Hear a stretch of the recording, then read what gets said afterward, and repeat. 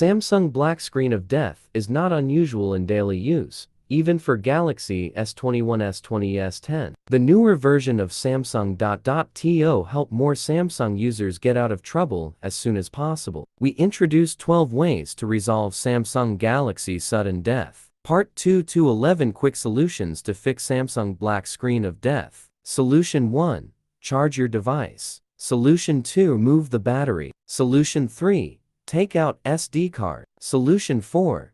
Soft reset your device. Solution 5. Disable or uninstall apps. Solution 6. Disable dark screen mode on Samsung. Solution 7.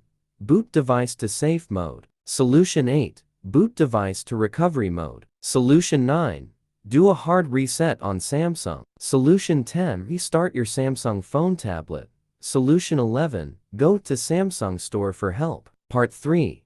Fix Samsung black screen of death with professional tool. Android repair is just one worthy of taking into account. As the best Android phone repair software, it works to resolve various phone issues for a whole range of Android devices.